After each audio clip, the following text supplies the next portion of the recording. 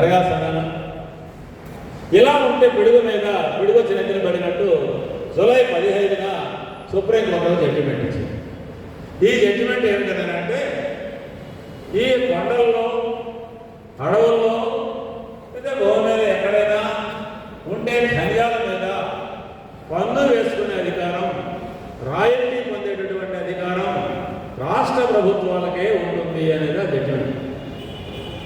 అంటే దీన్ని బట్టి కేంద్రం యొక్క అనుమతితో నిమిత్తం లేకుండా రాష్ట్రాలు వాళ్ళకి డబ్బు లేకపోతే భారత ఆంధ్రప్రదేశ్ డబ్బులు లేక వేగారు పడుతూ ఉంది. అందరూ వేగారులే కదా. కాబట్టి ఇలాంటి పరిస్థితుల్లో రాష్ట్రాలు వాటికదే బాక్సైట్ లాంటి వాటిని తవ్వుకుంటే నిధులు తమకు వస్తాయి కాబట్టి ఇష్టం వచ్చినట్టుగా తవ్వుకోవడానికి ప్రయత్నం చేస్తారు. దీనివల్ల ఏమవుతుందనంటే ఈ ఖనిజాలు ఉండేది 4 రాష్ట్రాలు. 1 ఆంధ్రప్రదేశ్, 2 జార్ఖండ్, 3 ఛత్తీస్గఢ్, 4 ఒడిస్సా. ఈ 4 రాష్ట్రాల ప్రభుత్వాలు రాబోయే కాలంలో ఈ జీవోని అడ్డం పెట్టుకొని, ఈ జడ్జిమెంట్ అడ్డం పెట్టుకొని ఈ పని చేస్తారు. మరి కావాలంటే ఎవరు రావాలా? ఈ కొండలంతా బద్దలు కొట్టి ఆ ఖనిజాలను ఎగుమతి చేయాలంటే ఎవరు రావాలా? లేకపోతే కార్పొరేట్ సంస్థలు రావాలా? ఎవరో దారిపోయే దానయ్య శైలి గాలి జనార్దన్ రెడ్డి సరిపోదు. కాబట్టి అలాంటి వాడు రావాలి. కాబట్టి కార్పొరేట్ సంస్థలకి ఇక రెడ్ కార్పెట్ పరుస్తారు, అభివృద్ధి అంటారు, సంపద సృష్టిస్తామంటారు, నవే భారతం అంటారు, లేకపోతే స్వర్ణాంధ్ర అంటారు, మిషన్ 2047 అంటారు, ఇంకొకటి అంటారు, మరొకటి అంటారు.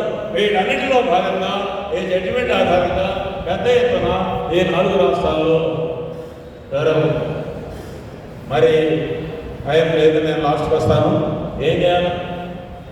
ఇందులో రెండు వాదాలు ఉన్నాయి. ఒక వాదం ఏంటంటే ఇదిగో ప్రకృతి ఇంత్యను 400 కోట్ల సంవత్సరాల నాడు భూమి పుట్టింది. అప్పటి నుంచి చాలా మార్పులు జరిగినాయి. మనిషి ఉన్నప్పుడే కాదు, లేనప్పుడు కూడా జరిగాయి. మనుషు యుగాలు వచ్చాయి, కోట్ల ప్రాణులు చచ్చిపోయాయి, అగ్నిపర్వతాలు పేలాయి, 100 కిలోమీటర్ల బూడిద వ్యాపించి జనాన్ని గాలి వెళ్ళకుండా చంపేసింది.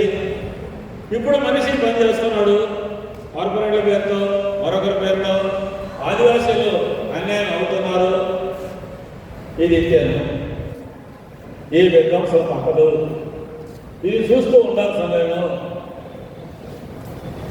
ఒకవేళ ఈ ప్రకృతి ధ్వంసమైపోయి పరిగ్రామంలో పోతే ఏదో అవుతుంది, ఏమైతే అవుతుంది, అనవసరంగా బాదుకోలేదు అనేటటువంటి ఒక పోస్ట్ మోడర్న్ సిద్ధాంతం. ఇది ఇంతేను, ఇట్టనే ఉంటుంది, ఇది మార్పు, అభివృద్ధి, చావు, బతుకు మనకు తెలియదు, భరించండి, చావండి అని చెప్పే దిగుమాలిన ఒక సిద్ధాంతం. రెండవది మనం ముందుకు తేవాల్సిన, దీంతో నేను సేవ తీసుకున్నాను, పర్యావరణ భౌతికవాదం. ఎప్పటిదాకా చారిత్రక భౌతికవాదాల గురించి మనం మాట్లాడాం. పర్యావరణ భౌతికవాదం కూడా రంగంలోకి రావాల్సినటువంటి రోజు వచ్చేసింది.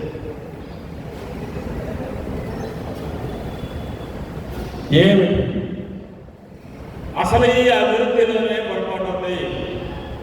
ప్రపంచ ఆర్థిక వ్యవస్థ పునర్నిర్మాణం జరగాలి. మానవుడు ప్రకృతి కేంద్రంగా, సరళంగా, సుందరంగా ఉండేటటువంటి ఒక జీవన విధానం అనేది కావాలి. చిన్న కమతాలలో సేద్యం చేయడం, చిన్న చిన్న పట్టణాలు మాత్రమే ఉండడం, ఎక్కువ రకాలైనటువంటి పంటలని పండించడం, ప్రకృతికి దగ్గరగా ఉండేటటువంటి విధంగా పంటలని, వ్యవసాయాన్ని చేయడం, ఈ భూమిని అవసరాలకు వాడుకోవడం, అత్యాశకు వాడుకోవడం కాదు. మనిషి, సగటు మనిషి కేంద్రంగా అభివృద్ధి అనేది, ప్రకృతిలో జోక్యం అనేది ఉండడం అనేటటువంటి పర్యావరణ భౌతిక వాదం అనేటటువంటిది ఈరోజు ముందుకి రావాలి. దీంతో పాటు మన జీవన దృక్పథంలో కూడా ఎలా జీవించాలి మానవుడు అనే దాంట్లో కూడా పెద్ద మార్పు రావాలి. అలా రావాలి అంటే మన వైపు గురించి మనం మాట్లాడుకుంటే ఈ రోజు జరుగుతున్నటువంటి అన్ని ఉద్యమాలు మిగతా విషయాలతో పాటు పర్యావరణాన్ని కూడా ప్రధానం చేసుకోవాలి. అవి హక్కుల ఉద్యమాల, దళితుల గిరిజనుల ఉద్యమాల, అస్తిత్వ ఉద్యమాల, బహుళ జాతి వ్యతిరేక ఉద్యమాల, వామపక్ష విప్లవ ఉద్యమాల, అన్ని రకాలైన ఉద్యమాలకి కూడా ఇది కార్పొరేట్ వ్యతిరేక శక్తులకి ధీటుగా వాళ్ళని అణచివేసేదని చేసే పోరాటం, ఆదివాసీల లాంటి నిరుపేదల కోసం చేసినటువంటి పోరాటం, మానవ కేంద్రమైనటువంటి అభివృద్ధిని ముందుకు తెస్తూ చేసేటటువంటి పోరాటం, 10 కాలాల పాటు మానవుడు ఈ భూమి మీద భద్రంగా ఉండడం కొరకు చేసేటటువంటి పోరాటం, ఒక సమానత్వంతో కూడిన సామాజిక న్యాయంతో కూడిన సమాజాన్ని తేవడం కొరకుగా చేసేటటువంటి పోరాటం, పర్యావరణ పోరాటంలో ఇవన్నీ కలిసి ఉన్నాయి.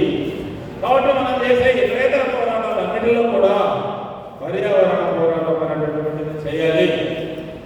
అలా చేయాలి అనే దాని పరంగా ఒక నిర్ణయం తీసుకుంటూ ఈ సందర్భంలో నాకు కార్ల్ మార్క్స్ చెప్పిన ఒక మాట మళ్ళీ గుర్తుకొస్తోంది. దాన్ని మీరు చదివి వినిపించి సెలవు తీసుకుంటాం మిత్రులారా. ఏదో ఒక సమాజం కానీ, ఏదో ఒక జాతి కానీ, మనుషులు ఎవ్వరూ ఈ భూమికి యజమానులు కాదు. ఈ భూమికి యజమానులు కార్పొరేట్లు, వ్యాపారులు, ఇంకొకరు మరొకరు ఎవరు కాదు. వీరంతా భూమికి కబ్జాదారులు, లేకుంటే భక్తందారులు. మీరు ఆక్రమణదారులన్నా కావాలి, వాడుకునే వాళ్ళైనా కావాలి. ఉత్తమ కుటుంబ పెద్దల్లాగా వారు దీన్ని మెరుగైన స్థితిలో తర్వాతి తరాలకు అందించాలి అంటాడు కార్ల్ మార్క్స్. ఈ ఒక్క మాటికి గుర్తు చేస్తుంటే అది ఆదివాసులకు ఎంతో ఉపయోగం, అభివృద్ధికి ఎంతో ఉపయోగం, అన్నిటికంటే మించి మనందరికీ కూడా అంతే ఉపయోగం అని చెప్పి తెలియజేస్తూ సెలవు తీసుకుంటున్నాం మిత్రులారా. ధన్యవాదాలు.